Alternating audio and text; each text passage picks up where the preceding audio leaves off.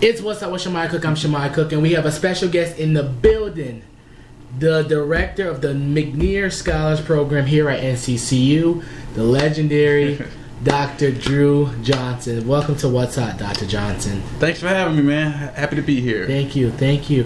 First of all, tell everybody who you are and your resume and and a little bit about the McNear Scholars Program here at NCCU. So my name is Dr. Drew Johnson. I serve as the director for our McNair Scholars Program. I am a undergraduate graduate of NCCU, so I'm an Eagle alum. I got my master's from Lincoln University, and I recently got my PhD from Jackson State University. I've been at the university working for going into my 6th year. And the McNair program, it's a program that's designed for students who want to get their master's and PhD, and I just help get them prepared for graduate school. So I tell students to look at it as another extra layer of support. Perfect. So you said you're an alumni from NCCU. You were a hooper. You were a hooper. You had a jump shot. Listen, every time I see you, I said, this guy, first of all, this is the flyest dude on campus. That's number one. And number two, you came back to your alma mater to work here. So what made you want to do that? You could have went anywhere else, but you came back to your alma mater. So what made you want to do that? If anything, I think that's just a life lesson. So, like you said, you would think that I had many other options, but really Central was the only place I needed a job. So I just knew that if I could get in the door here, I just knew that the potential was just a really good fit for me. I knew the institution, knew the university. I felt like I had a good pulse of the students, and I felt like I could make an impact, and so I just kind of took that opportunity and ran with it. Absolutely. So talk about what made you want to further your education in your master's, because not everybody wants to get their master's. Not everybody wants to get your doctorate. You talked about that. So what made you want to go get further down in your education? So I was a psychology undergrad major, and so if anyone is a psych major out there, you kind of already know that you have to go to school. Yep. Get your master's, go back to school. So blindly, once I graduated, I just thought I was going to have this 6-figure job waiting on me. And so, a psych major, that does not happen. So I went back to school. I worked for a little bit. Okay. And, I was just doing jobs that I didn't necessarily like or love. And in order to really get a bigger voice, I had to kind of get more credentials, more education. Okay. And so kind of once I finished my master's, it was just one of those, like, everyone just kept saying, so when are you gonna get your doctorate? And it was just one of that's what kind of started the ball moving as far as thinking about it, and just really it's like, oh, okay, well, everyone else that I knew had it or was in the process of getting it, and then I just realized the doors that it opened upon receiving it. So gotcha. So talk about how you got into the process of getting into your doctorate program. What was that process about? It's typical application process, right? But I guess it was also my network, because I didn't know anything about the program. Someone actually mentioned it to me, and so they had said it was a really good program. It was flexible. It could work with your work schedule, and so that's what started the process of me really looking into it, getting applications, and then like anything else, it's deadlines. Yeah. Making sure you're staying on top of things, and so once I got in, I just knew, like, okay, it's time to go. Really get on it. So talk about, you have a great relationship around campus with students, and you connect with students along with not just the McNear Scholars Program, the other trio programs here at NCCU. Talk about your relationship, how you build relationships with the students here at NCCU. I wouldn't say it's tricky, but it can be tricky. Okay. So as far as building relationships, honestly, it's just being visible, being available. And for me, it's kind of, you have to really remove your ego from all the situations. Okay. And so I tell people all the time, my ego is tied to 2 things, and it's nothing to do with Central. So, if my kids run to you before they come to me, or if you're just making my wife laugh, then those are my only 2 things. Other than that, I don't care who gets the credit for things. I don't care what's going on, what role I have to play. It might be big, it might be small, but at the end of the day, it's about serving the students, and so that's what kind of matters to me. I feel like students know if you're genuine, and they know if you care, and so they're able to kind of read through certain things, and so I feel like with all the students I work with, they know there's a certain level of accountability, but there's also a certain level of just like, you're expected to make mistakes, and it's okay, but we got to be willing to work through those. Okay.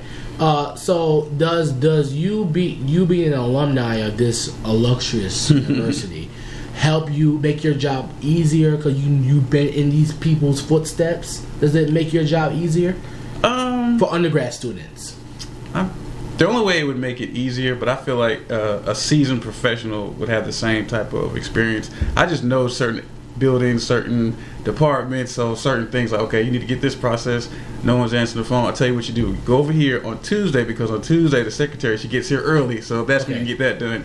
But I feel like that would be at any institution as far as learning the institution, learning the culture of the institution, and that just comes with, wherever you are. But if you're one of those people that just wants to sit back and just let your job come to you, you're gonna have a really difficult time. And so I think learning that early on when I was a student here kind of helped me maybe make that transition. Okay, so you are a proud member of Kappa Alpha Psi Fraternity Incorporated, the Alpha Kappa chapter of Kappa Alpha Psi Fraternity Incorporated. Talk about how you have helped you being a member have helped your community alongside, and how do you feel about them being back on the yard? Let's see. I'm trying to think. There's a couple parts of that question. So, what was the first part? The first part was how have you being a member of Kappa Alpha Psi help you be a better person in the community? Again, like I touched on that visible piece earlier. Yes. It's just about being visible. I think that being a member of the greatest fraternity ever. Yeah. There's certain standards, right? Standards are the standards. Okay.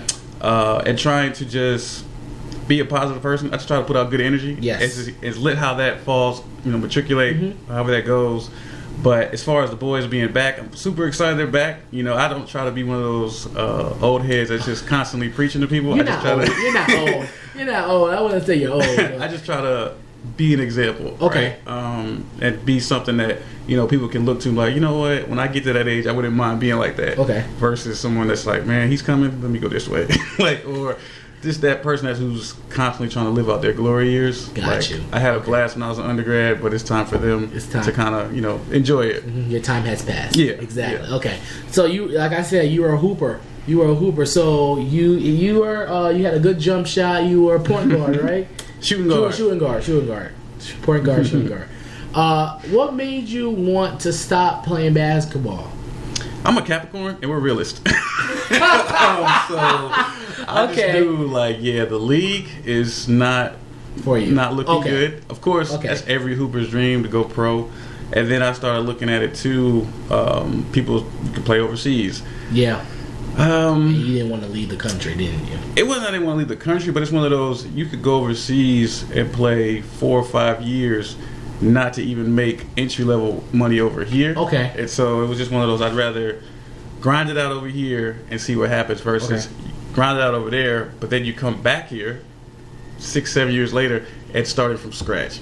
So that was kind of my... okay, so you were... That's a good process. Some people don't have that process of thinking, so that's good that you had that. Some people just want to say they played pro.